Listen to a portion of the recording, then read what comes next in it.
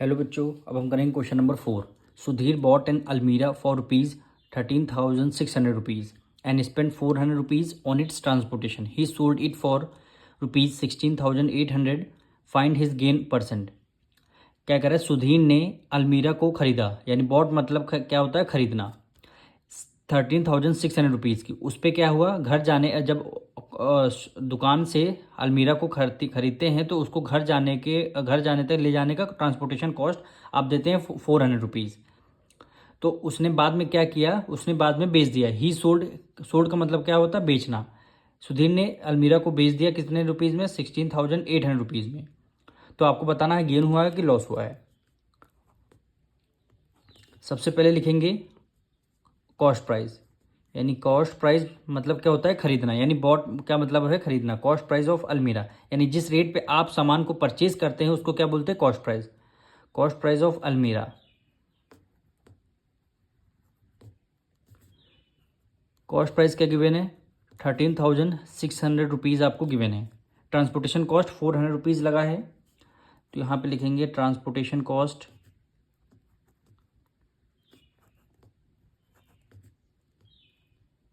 Transportation cost कितने rupees? 400 rupees का transportation cost है। अगर आपको टोटल कॉस्ट प्राइस निकालनी होती है, आप अलमीरा की कॉस्ट प्राइस पूछेंगे, उसकी कॉस्ट प्राइस में ट्रांसपोर्टेशन कॉस्ट को ऐड करते हैं। तो यहाँ पे लिख लेंगे total cost price. Total cost price कितनी हो जाएगी? 13,600 में 400 रुपीज़ हम क्या कर देंगे? ऐड कर देंगे। तो हमारी टोटल कॉस्ट प्राइस क्या हो जाएगी? 14,000 रुपीज़। 14,000 हमारी कॉस्ट प्राइस आ गई। अगर अब आप कॉस्ट प्राइस लेंगे ना, तो कॉस्ट प्राइस 13,600 रुपीज़ नहीं लेंगे। टोटल कॉस्ट प्राइस अब कहीं भी आप लिखेंगे तो 14,000 रुपीज़ लिखेंगे। क्यों लिखेंगे? हमेशा ट्रांसपोर्टेशन कॉस्ट प्राइस में इंक्लूड कर देते हैं। फिर क्या किया इन्होंने? सेलिंग प्राइस, यानी अलमीरा को सेल कर दिया कितने रुपीज़ में? 16,800 रुपीज़ में। अब देखिए यहाँ पे कॉस्ट प्राइस है, ये आपकी सेलिंग प्राइस है।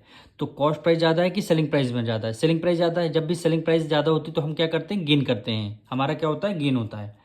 तो इसमें निकालेंगे गेन, यानी गेन मतलब क्या होता है? प्रॉफिट। यानी सेलिंग प्राइस देखिए 14,000 आपने खरीदा, लेकिन उसको आपने सेल कर दिया, बेच दिया 16,800 रुपीज़, तो आपको प्रॉफिट हुआ है।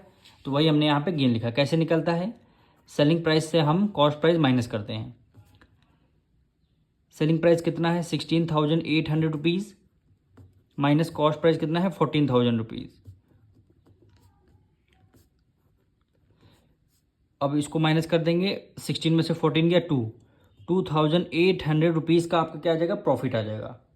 800 रुपीज़ का प्रॉफिट आ जाएगा। पर क्वेश्चन में बोला था गेन परसेंट।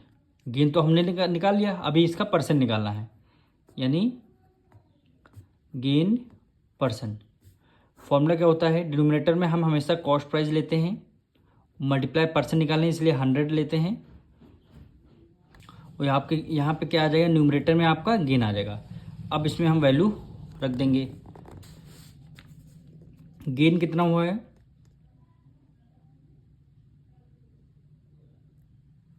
2,800 रुपीज़ का हमें क्या हुआ? गेन हुआ है। कॉस्ट प्राइस क्या आ जाएगी आपकी? कॉस्ट प्राइस हमें टोटल कॉस्ट प्राइस लेनी है 14,000, तो टोटल कॉस्ट प्राइस क्या आ गई? 14,000। मल्टीप्लाई कर देंगे किससे? 100 से। 2 जीरो से 2 जीरो कैंसिल हो गया, 1 जीरो से 1 जीरो कैंसिल हो गया। 14 1 जा 14, 14 2 जा 28, और ये एक ज़ीरो बचा। तो कितना गेन परसेंट आया है? 20%।